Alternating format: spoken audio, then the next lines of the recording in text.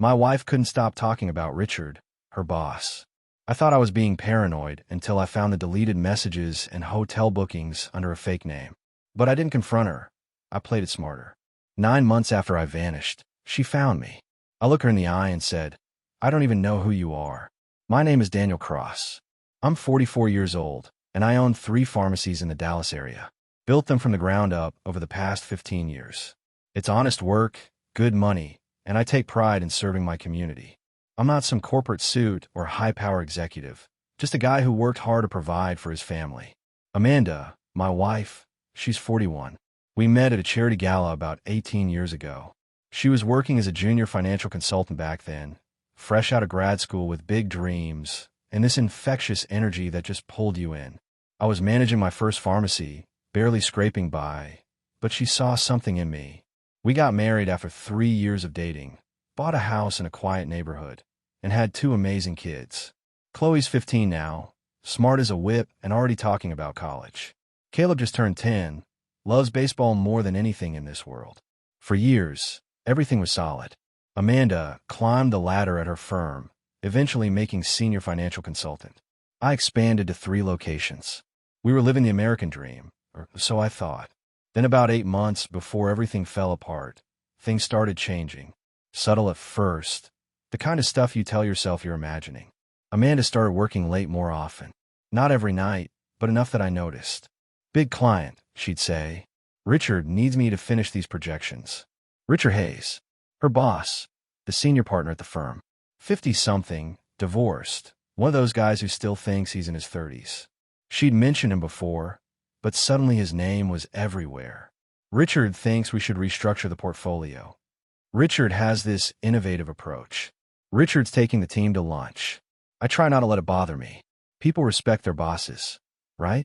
That's normal. But then she started dressing differently. New skirts, tighter blouses, heels she'd never worn to the office before. When I complimented her one morning, she barely looked up from her coffee. "Just felt like updating my wardrobe," she said flatly. The distance grew. She'd come home and head straight for the shower. She stopped asking about my day, stopped telling me about hers beyond surface-level stuff. Our conversations became transactional.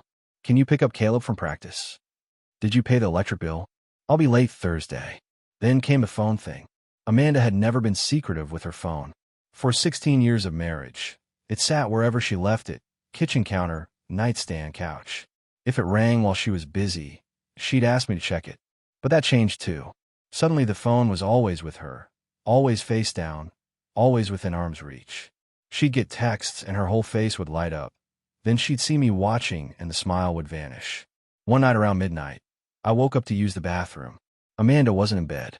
I found her in the living room. Phone pressed to her ear, voice low. "No, he's asleep," she whispered. I stood there in the hallway, listening. She laughed softly at something, that intimate kind of laugh she used to save for me. When I walked in, she jumped. "I'll call you back," she said quickly, hanging up. "Couldn't sleep?" I asked. She forced a smile. "Just work stuff. Go back to bed." But it wasn't work stuff. Deep down, I already knew that. The next morning, Amanda acted like nothing had happened. She made breakfast, asked Chloe about her history project, reminded Caleb to pack his gym clothes. The perfect wife and mother routine. But I couldn't shake that midnight phone call from my mind. Over the next 2 weeks, I started paying closer attention. Amanda's schedule became a puzzle I needed to solve. She'd leave for work at 8, come home at 7 or 8 at night. "Client meetings," she'd say. "Richard needs these reports finished." Always Richard. Always some urgent project that couldn't wait. One evening, I decided to test something. "Hey, why don't we grab dinner Friday night?" I suggested. "Just us. Chloe can watch Caleb." Amanda hesitated, scrolling through her phone. "I can't." Richard scheduled a team dinner with a potential investor. "On Friday night." "Big opportunity," she said, not meeting my eyes. "I really need to be there." I nodded slowly. "Sure, no problem." That Friday, after she left wearing a black dress I'd never seen before, I did something I never thought I'd do. I opened the Find My Phone app on my iPad. We'd set up family sharing years ago for the kids, but it tracked all our devices. Amanda's that appeared downtown, but not at any restaurant I recognized. I zoomed in. She was at the Riverside Hotel. My stomach dropped. I sat there staring at that blue dot for 20 minutes. It didn't move. I told myself there could be a reasonable explanation. Maybe the restaurant was in the hotel. Maybe the meeting was in a conference room. But I knew better. She came home past 11 that night. Makeup smudged, hair slightly disheveled. How was dinner? I asked from the couch. Exhausting, she said, kicking off her heels. Richard talks business nonstop. I'm going to shower and crash. I watched her walk upstairs and felt something inside me harden. This wasn't just suspicion anymore. This was real. The next day, I called my old college buddy Cameron Foster. We'd graduated together, stayed in touch over the years. He'd gone into IT security, one of those guys who could find anything digital if you gave him enough time. Cam, I need a favor, I said when he picked up. And it's not the kind I'm proud to ask for. What's going on, Danny? I took a breath. I think Amanda's cheating on me. I need to know for sure. There was silence on the other end, then a heavy sigh. You sure you want to go down this road, man? Sometimes ignorance is easier. I'm already down it, I said. I just need proof. Cameron paused. All right. But Danny, if we find something, there's no going back. I know, I said. That's exactly what I'm counting on. Cameron came over that Saturday while Amanda took the kids to Chloe's soccer game. He brought his laptop and a black duffel bag full of equipment that looked like something out of a spy movie. Cameron set up on my kitchen table. You know this is technically a gray area, right? I didn't hesitate. I don't care about gray areas anymore. I need to know what's happening in my own marriage. He nodded and got to work. First, he showed me how to access our phone records through the carrier's website. The pattern was immediate and damning. Multiple calls to the same number, usually late at night. Text messages sent and received at all hours. Cameron pulled up the number on a reverse lookup site. Richard Hayes, he read from the screen. That's her boss, right? My jaw tightened. Yeah, that's him. But the phone records were just the start. Cameron pulled out a small device. This is a data recovery tool. If Amanda deleted messages from her phone, they might still be in the cloud backup. You have access to her Apple ID. I did. She'd given it to me years ago when we set up the family sharing. Cameron connected to her account and started pulling files. This'll take about an hour. You might want to grab a beer or something. I couldn't drink. Couldn't eat. I just sat there watching the progress bar crawl across his screen, dreading what we'd find, but needing to see it. When the files finished downloading, Cameron's face went grim. Danny, you sure you want to see this? Show me. He turned the laptop toward me. There they were. Dozens of deleted text messages between Amanda and Richard. My eyes scanned through them, each one worse than the last. Dinner was amazing. You're amazing. I can't stop thinking about Thursday. When can I see you again? Tuesday. Same place. Daniel has a Rotary meeting. I felt like I'd been punched in the gut. My hands shook as I scrolled further. There were plans, coordinates for meetings, coded language that wasn't really coded at all. And then I found the one that made my blood run cold. Amanda had written that she felt terrible lying to me. Richard's response said I deserved to be happy, that he appreciated me more than I did. Amanda agreed, saying she just needed more time to figure things out. I pushed the laptop away and stood up, pacing the kitchen. Cameron watched me quietly, giving me space to process. There's more, he said finally. Hotel reservations. She's been booking rooms under a different name. I found confirmations in her email. How long? My voice came out barely above a whisper. Cameron checked the earliest message. Looks like it started about 6 months ago. 6 months. Half a year of lies, of coming home and kissing me goodnight, of sitting across from me at dinner like everything was normal. I felt sick. Cameron asked quietly, "What do you want to do?"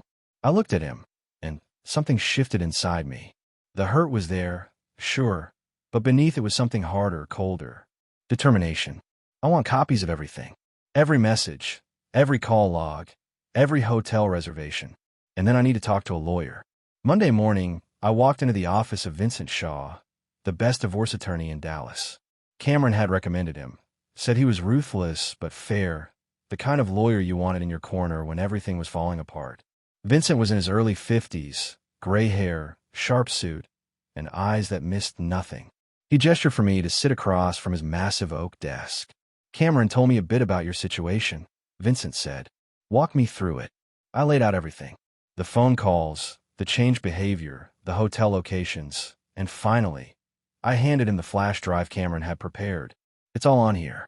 Messages, emails, phone records, everything. Vincent plugged it into his computer and spent several minutes reviewing the files. His expression remained neutral, professional. Finally, he leaned back in his chair. Mr. Cross, I'm not going to sugarcoat this. What you've got here is solid evidence of infidelity. In Texas, while we're a no-fault divorce state, proof of adultery can impact property division and potentially alimony. I don't want her to get a dime more than she's legally entitled to, I said firmly. Understood. First thing we need to do is protect your assets. You own 3 pharmacies, correct? Yes. Built them myself over 15 years. Vincent made notes. Any of them in both your names? 2 are solely under my name. 1 we purchased together 5 years ago. Good. We'll need a business valuation on all 3. Do you have a prenup? I shook my head. Didn't think I'd need one. Most people don't, but it's not a deal breaker. You mentioned you have joint bank accounts. 1 checking, 1 savings. Vincent leaned forward. Here's what you're going to do today. Go to your bank and withdraw exactly half of what's in those accounts. Not a penny more, not a penny less. Transfer it to a personal account in only your name. Remove her as an authorized user on any credit cards you hold. Won't that tip her off? Possibly, Vincent admitted. But if she catches wind of divorce proceedings and drains those accounts first, you'll be fighting uphill. We move now, move smart. I nodded, absorbing the information. Vincent continued. Next, I need you to document everything going forward. If she comes home late, note the time. If she lies about where she's been, write it down. Keep a journal, but keep it somewhere she won't find it. Maybe at work. I asked the question that had been weighing on me. What about the kids? Chloe's 15, Caleb's 10. How does custody work? Vincent's expression softened slightly. That's where it gets complicated. Texas tends to favor joint custody unless there's evidence of unfitness. The affair doesn't automatically disqualify her as a parent, but the court will consider the children's preferences, especially Chloe's given her age. That hit me hard. I'd have to share custody, watch my kids go back and forth between houses, split holidays. All because Amanda couldn't keep her vows. There's one more thing, Vincent said. At some point, you'll need to confront her. But not yet. Not until we have everything in place. When you do confront her, I want you to do it in a way that gives us maximum advantage. What do you mean? Vincent smiled, and it wasn't friendly. I mean we catch her red-handed. We make sure there's no room for denial. No way for her to spin this. You'll need patience, but trust me, it'll be worth it. I left Vincent's office with a plan and a renewed sense of purpose. Amanda thought she was being clever, thought she had everything under control. She had no idea what was coming. I followed Vincent's instructions to the letter. That afternoon, I walked into our bank and withdrew exactly half of everything in our joint accounts. $43,000 moved into a new personal account under only my name. I removed Amanda as an authorized user on my credit cards. The bank manager gave me a sympathetic look, like she'd seen this movie before and knew how it ended. At home, I started keeping a journal. Small notebook, kept it locked in my desk drawer at the pharmacy. Every time Amanda came home late, I noted the time. Every lie she told, I wrote it down. Thursday, claimed she was meeting a client for dinner. Her phone showed she was at the Riverside Hotel until 10:30. Friday, said she had to work through lunch. According to Find My Phone, she spent 2 hours at a restaurant across town. The hard part was acting normal, sitting across from her at dinner, asking about her day, pretending I didn't know she was lying through her teeth. Chloe noticed something was off one evening. Dad, you okay? She asked while we loaded the dishwasher. Yeah, sweetheart. Just tired from work. She studied my face. You and Mom seem weird lately. I forced a smile. We're fine. Don't worry about us. But Chloe was 15, not stupid. She knew something was wrong, even if she couldn't put her finger on it. Meanwhile, I kept watching Amanda's email. 2 weeks after my meeting with Vincent, I found what I was looking for. Another hotel reservation, this time for a Wednesday night. Same hotel, same fake name. She'd booked it for the following week. I called Vincent immediately. She's meeting him next Wednesday. Room 847 at the Riverside. Perfect, Vincent said. Here's what we're going to do. I'll have the divorce papers ready. You'll go to the hotel around 8 that evening. I want photographs if possible, witnesses if you can manage it. Then you hand her the papers. Clean, simple, devastating. What about Richard? Vincent's voice turned cold. I've already contacted his wife through a colleague. She'll be receiving her own set of documents and evidence. Let's just say Richard Hayes is about to have a very bad week. That news gave me more satisfaction than it probably should have. Richard thought he could destroy my family without consequences. He was about to learn otherwise. The days leading up to Wednesday crawled by. Amanda was in a good mood, humming while she got ready for work, smiling at her phone. She had no idea the trap was closing around her.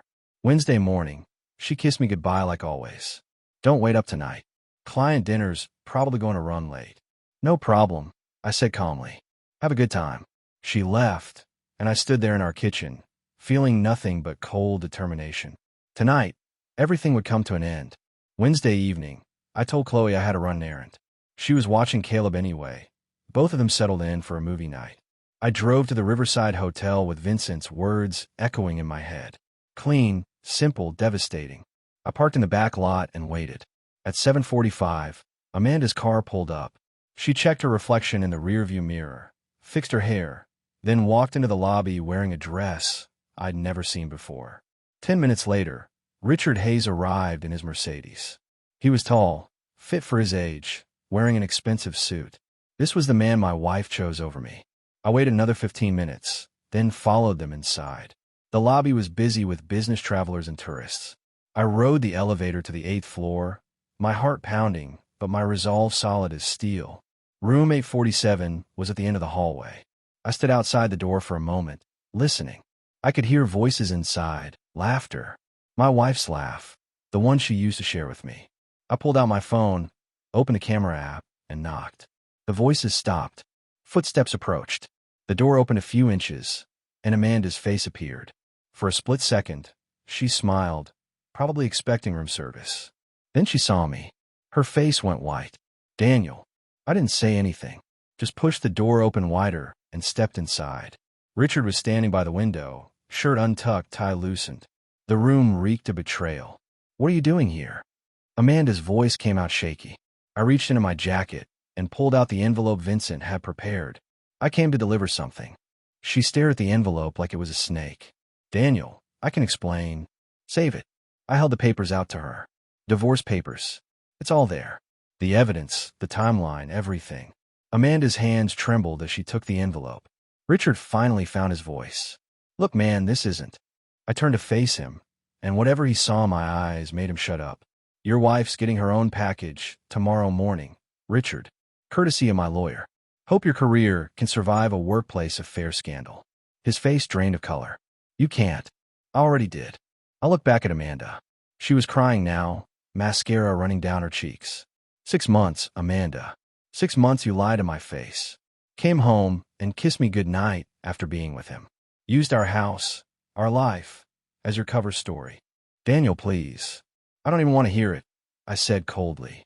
You made your choice. Now you get to live with it. I pulled out my phone and took a photo of them standing there together in that hotel room. Amanda gasped, but I didn't care. Evidence. Vincent wanted evidence. Everything's in the papers, I continued.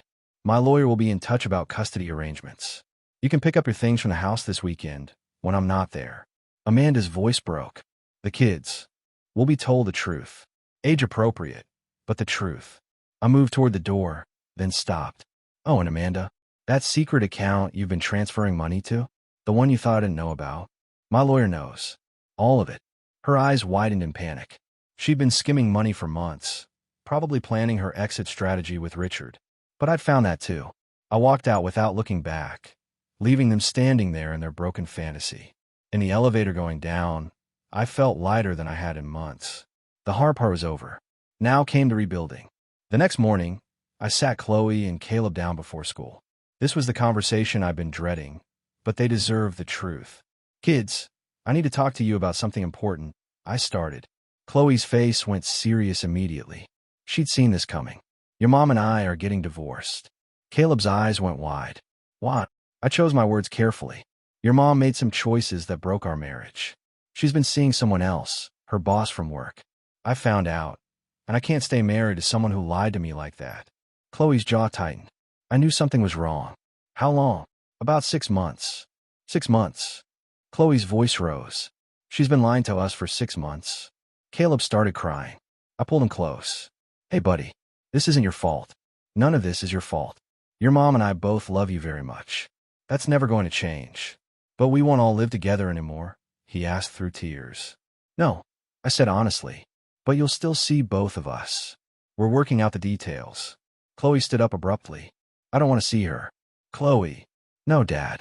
She destroyed our family. She lied to your face every single day. I'm 15, not stupid. I get to choose who I want to live with, and I choose you. Her words hit me harder than I expected.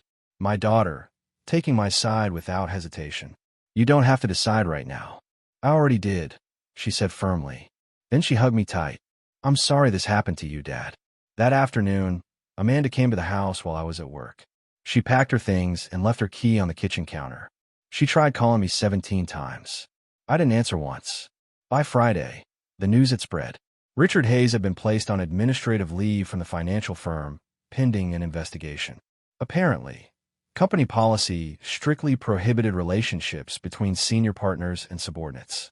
His wife had filed for divorce and taken their 2 kids to her parents' house in Austin. Amanda lost her job too. The firm couldn't keep her after the scandal broke. She destroyed her career along with our marriage. Vincent called with an update. Amanda's lawyer wants to negotiate. She's asking for spousal support and half of everything, including the pharmacies. I laughed bitterly. She can ask all she wants. That's what I told them.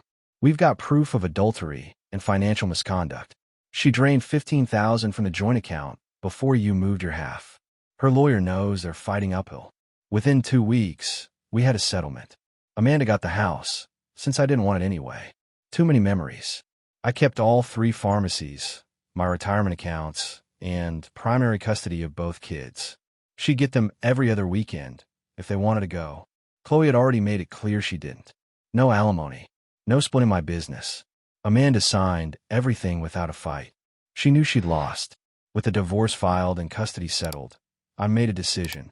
I was leaving Dallas. Too many memories.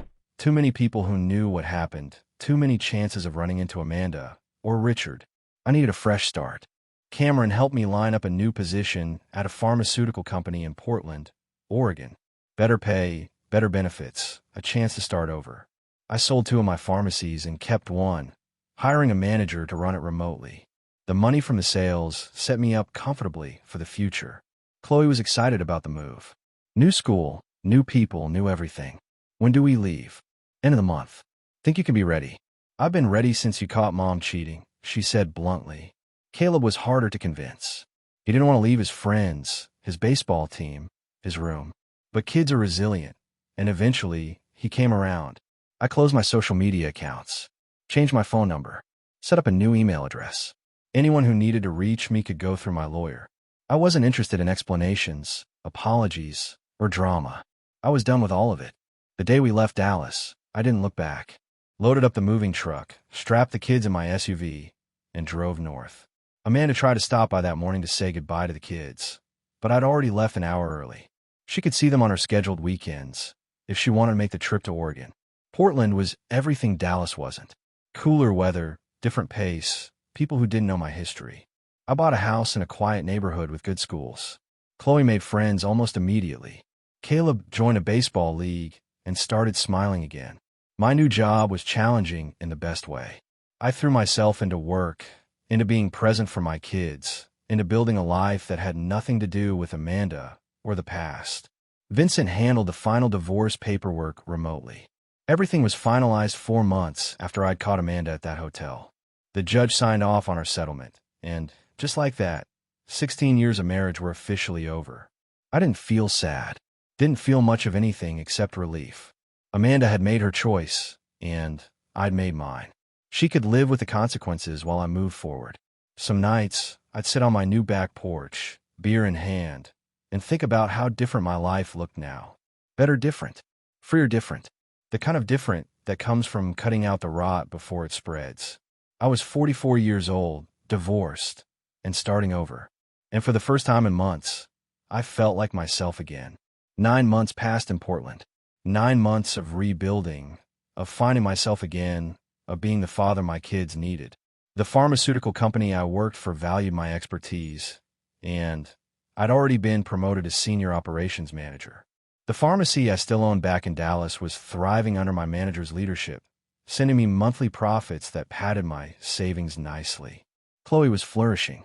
Straight A's, new friends, even started dating a kid from her debate team.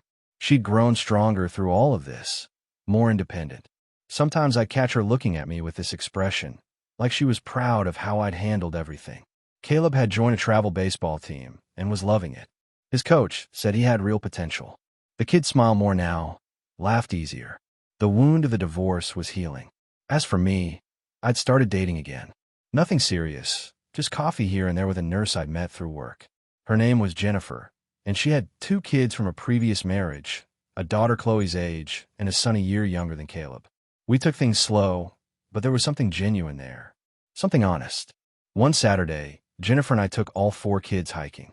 Watching them interact, joking around, helping each other over rough patches on the trail, I felt something I hadn't felt in years. Hope for the future. That evening, after I'd dropped Jennifer and her kids off at their place, Chloe asked me about her. "You really like her, don't you, Dad?" I considered the question. "Yeah, I do. Does that bother you?" "No," Chloe said thoughtfully. "You deserve to be happy.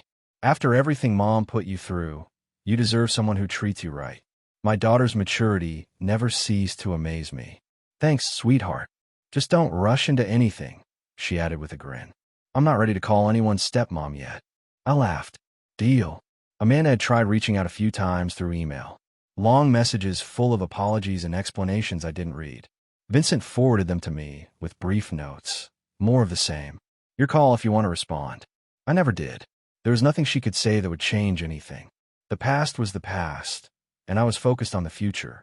One thing that did surprise me was hearing that Richard Hayes had moved to another state after his divorce finalized. Colorado, someone said. His career in Dallas was finished, his reputation destroyed. Good riddance. Amanda, according to Chloe, who'd heard from friends back in Dallas, was working as a receptionist at a dental office. A far cry from her senior consultant position. She tried to rebuild bridges with Chloe through texts, but my daughter kept her responses brief and infrequent. "I'm not ready to forgive her," Chloe told me one night. "Maybe someday, but not now." "That's your choice to make," I said. No pressure either way. Life had settled into a good rhythm. Work, kids, the occasional date with Jennifer. Simple, honest, drama-free. Exactly what I needed. It happened on a random Tuesday evening. I'd taken the kids out for dinner at a small coffee shop we'd discovered near our house. Great burgers, good atmosphere. We were laughing about something Caleb's teacher had said when I noticed someone staring at our table from across the room. Amanda. My stomach dropped. What are the odds? Portland was over 1,000 miles from Dallas. How did she even find me here? She stood up and started walking toward her table. Chloe saw her first, and her whole body tensed. "What is she doing here?" Chloe hissed. Amanda reached our table, looking thinner than I remembered, older. Her eyes were red-rimmed like she'd been crying. "Daniel, I can't believe I found you." I kept my voice calm, controlled. "Amanda, I've been looking for you for 9 months, she said, her voice shaking. 9 months of calling, searching, trying to find where you went. I finally tracked you down through an old colleague who knew someone at your new company. And why exactly were you looking for me?" I asked, my tone flat. "Because I needed to see you. To explain. To apologize properly." She glanced at the kids. "Can we talk? Alone?" Chloe spoke up before I could answer. "We don't want to hear it, Mom." Amanda's face crumpled. "Chloe, please. I made a terrible mistake. I've lost everything. My job, my friends, my family. I just want a chance to make things right." I stood up slowly, making sure I had everyone's attention. "Amanda, you had 9 months to think about what you did. I had 9 months to build a new life without you. So let me make this very clear." I looked her directly in the eyes, feeling nothing but cold indifference. "I don't even know who you are." She gasped like I'd slapped her. "Daniel, please. You made your choices. You lied for 6 months, destroyed our marriage, broke our children's trust. Those were your decisions. Now you get to live with them." "But I love you," she whispered desperately. "I made a mistake. Can't you forgive me?" I shook my head. "Love isn't the issue. Trust is. And you destroyed that completely. There's nothing left to save, Amanda. There hasn't been for a long time." Jennifer chose that moment to walk in a coffee shop. We'd planned to meet up after dinner for drinks. She saw the situation immediately and came over. Everything okay here, Daniel? Jennifer asked, placing a protective hand on my shoulder. Amanda's eyes widened, taking in Jennifer, then flicking to the kids who were clearly comfortable with her presence. You've moved on. Yes, I said simply. I have. Amanda looked between Jennifer and me, then at Chloe and Caleb. Reality was finally setting in. She'd spent 9 months searching for me, probably building up some fantasy of reconciliation, only to find that I'd built a whole new life without her. I should go, Amanda said quietly, tears streaming down her face. Yeah, I agreed. You should. She turned and walked out of the coffee shop. I watched her go, feeling nothing but relief that this chapter was truly closed. Jennifer squeezed my shoulder. You okay? Better than okay, I said honestly. I looked at my kids, at this woman who'd brought light back into my life, at the future we were building together. I'm exactly where I'm supposed to be. Chloe smiled at me, and I knew she understood. The past was behind us. Amanda could chase her regrets all she wanted, but we were moving forward, together, as a family, towards something better.